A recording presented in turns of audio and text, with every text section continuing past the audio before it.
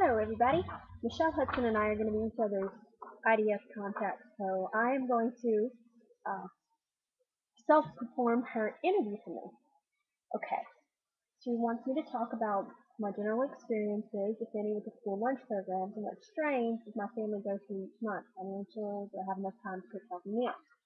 I have volunteered at my children's school, public school and private school, in the cafeteria, and sometimes I'm a substitute, and sometimes I just go in to help. I see a lot of difference in the public schools and the private school. The public schools, of course, they have to use their commodities and different, canned foods and stuff. And I'm not saying that it's bad. The government is trying to do everything they can to help provide healthy meals for the kids. There's so many children, and there's just not enough workers, so they have to use a lot of pre-packaged foods and styrofoam plates, and it's very sad. It's very sad to me as a mother and also as a chef, and I have my own catering business. It's I just wish there was something more that could be done. And my grandmother, she worked in the cafeteria for years, and she made everything from scratch: homemade chilies, homemade soups, homemade stews, homemade brownies, rolls, cornbread, everything. And now it's a lot different. You open up a can and heat it up. That's about all you have time to do. And not only the time, there's not a whole lot of trained individuals who can work in these places for the amount of money that they pay you. Okay, financial strains. I, like I said, I have a small catering business. I haven't had a whole lot of business lately, and I've just had a baby, so it's very hard for me um, to provide healthy meals, on my budget, and that's what my project is about. Healthy eating on any budget for your health.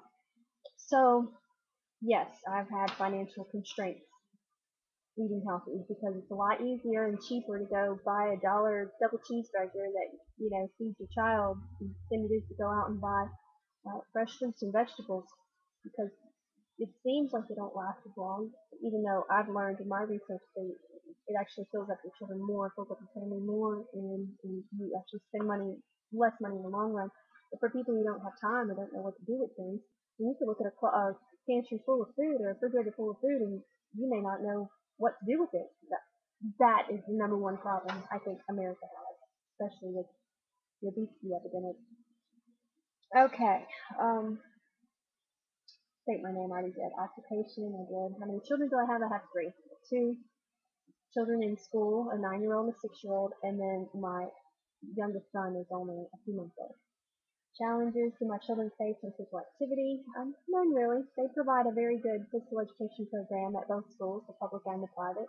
I pulled my children out of public school this year and put them in a private school because I was going to start working there, volunteer there, and been helping out, and so it was easier. It was one school to send them to instead of two. Started at the same time. That was a big help. And I don't live in an apartment. We have a big backyard, as you can see. We have a pool, so they get a lot of exercise. Video games and television time. I'm pretty lenient about that, as long as they're doing well in school and they're listening and obeying and helping me out. My 9-year-old has to take the dishes out of the dishwasher and load the clothes in the washing machine and put them in the dryer and help me fold. My 6-year-old's a little bit better at helping me fold them on phone, but it's his job, if he does everything, then I'll let him play videos, especially the homework stuff. It's not a problem with me. I do watch what I make sure that I know what's going on TV. I'll watch the programs with him. I have a code set on the TV where he can't watch a program that goes over a certain age range, that sort of thing. Summer plans. Well, I'm hoping that we get to go. Their dad's coming in from Kuwait, and so I'm hoping that we get to go to Florida and spend some time with him because they haven't seen him in about 3 years. And he wants to go into Legoland, and I'm not sure if I'm invited. I don't know how that works with ex-wives. But my family's eating habits, we don't really have scheduled eating time. If they're hungry, I do let them snack. We make our own popsicles. We make our own snacks. My daughter loves popcorn, so that's good for me. And I've been buying the microwave popcorn that's made with canola oil. So it has a little bit of olive oil, so it's not, that fattening butter. Because you can make anything healthy unhealthy. I mean, it's just how it goes. How many times do I cook during the week? I cook every day. Every day. Breakfast, dinner, and lunch if they're home, but if it's not, I send them peanut butter and jelly or ham and cheese or something.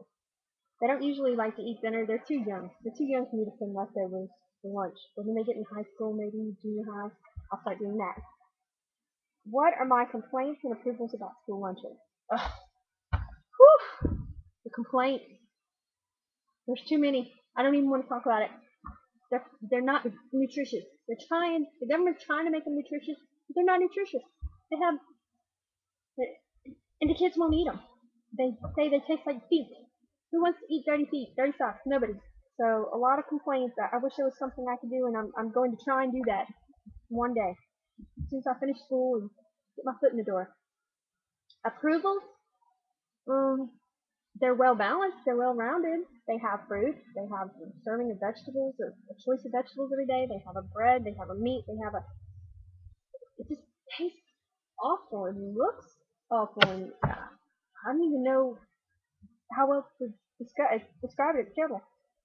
My child's physical education classes in school. What are my complaints? I don't have any. They're pretty well rounded, especially this new school they're at, Cedar Lake Christian Academy. They have an indoor playground, so when it's raining, they don't have to just sit there and twiddle their thumbs. And what ideas do you have that you think could help improve our children's health and physical activities over school? Make school lunches taste better. Make it, to where they have snacks throughout the day, healthy snacks, fruits, vegetables. Let them be able to drink water. The children come home dying of thirst because they can't, sit there at the bacteria-ridden water fountain and wait for 20 minutes for someone to finish, and it's awful. I mean, it really is. It's terrible the way my children are going to have to grow up. It wasn't like that when I was a kid. I'm 38 and I feel like I'm 58 in comparison of when I was in school and when I was there in school. It's a completely different atmosphere.